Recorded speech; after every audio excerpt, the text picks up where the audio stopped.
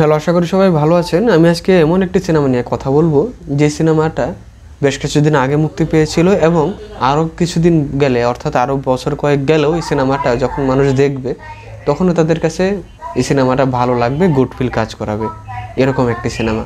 এই সিনেমার নাম হচ্ছে মেরি নিম্মু, যেটি পরিচালনা করেছেন রাহুল শঙ্কল্ল। এখন কথা হচ্ছে যে এই সিনেমাটা কেন বর্তমানে অথবা আরও বেশ কিছু বছর পরেও মানুষের কাছে ভালো লাগবে বা কেন মানুষ এটা রিলেট করতে পারবে, এই ব্যাপারটা কথা বলবো। তাহলে আমরা আরও সহজে ক্লিয়ার হতে পারবো যে কেন এই সিনেমা ভালো। যাই হোক, সহজে বলি যে আমরা যারা বড় হয়েছি তাদের সবারই একটা বয়সন্ধিকাল সময় গিয়েছে। বয়সন্ধিকাল হচ্ছে সেই সময়টায় যখন মানুষের চিন্তা চেতনার বা শারীরিক দুভাবেই পরিবর্তন হয়। যে মেরি নিম্মু সিনেমাতে যে দুইটা ক্যারেক্টার, মূলত প্রধান ক্যারেক্টার, একটা হচ্ছে 24 বছর বয়সী অঞ্জলি পাতিল, যার নাম হচ্ছে এখানে নিম্মু, আর 8 বছর বয়সী করণ দেব, যার নাম হচ্ছে সিনেমাতে হিমু। এই হিমু সে তার বয়সন্ধিকালে কী ধরনের আচরণ করে এবং তার মানসিকভাবে কী রকম পরিবর্তন ঘটে, এই ব্যাপারটাই মূলত সিনেমাতে খুব সহজভাবে সরলভাবে তুলে ধরা হয়েছে।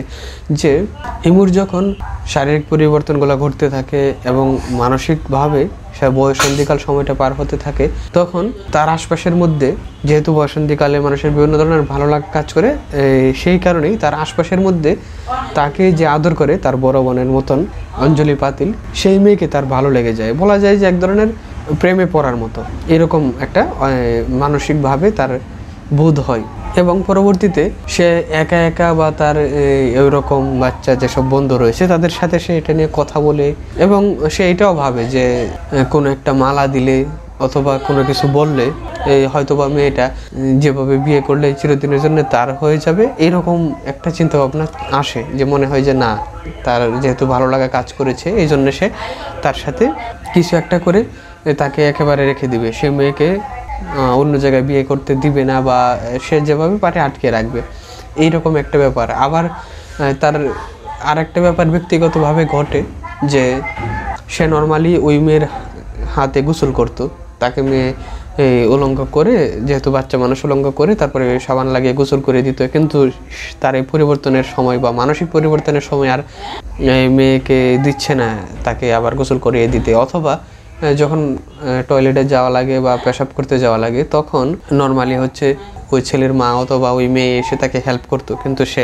নিজেকে বড় ভাবছে বা বড় দেখানোর চেষ্টা করছে, যে জন্য সে অন্য কারো সাহায্য ছাড়াই বিভিন্ন কিছু করার, কাজ করা হোক বা পেশাব পায়খানা হোক, খাওয়া দাওয়া হোক, যে কোনো কাজ করার একটা প্রচেষ্টা চালায় এরকম।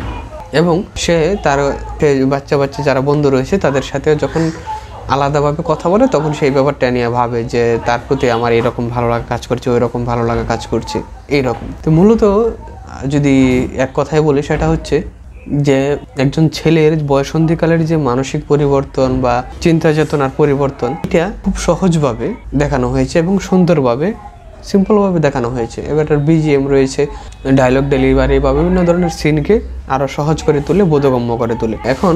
এবং এইখানে প্রধান ছেলে চরিত্রে যে অভিনয় করেছেন 8 বছর বয়সী করণ দেব, যার সিনেমাতে নাম থাকে হেমু, তার যে অভিনয়, তার যে ভালো লাগার ব্যাপারগুলা যেভাবে উপস্থাপন করা, সেটা দুর্দান্ত হয়েছে। যেই কারণে তার সাথে একজন 24 বছর বয়সী মেয়ের যে সম্পর্কটা, সেটা খুব সুন্দরভাবে আমরা ফিল করতে পারি।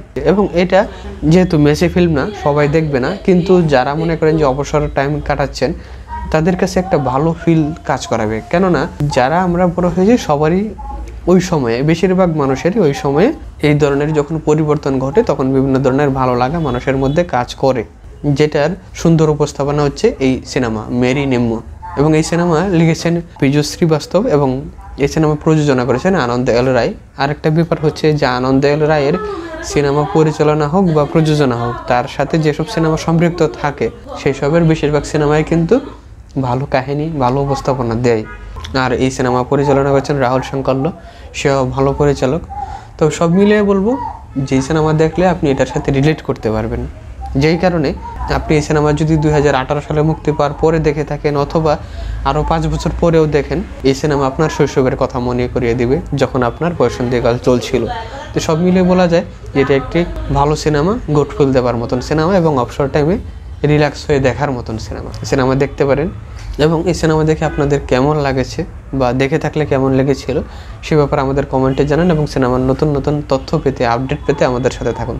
আজকে তাহলে এ পর্যন্তই, সবাইকে ধন্যবাদ।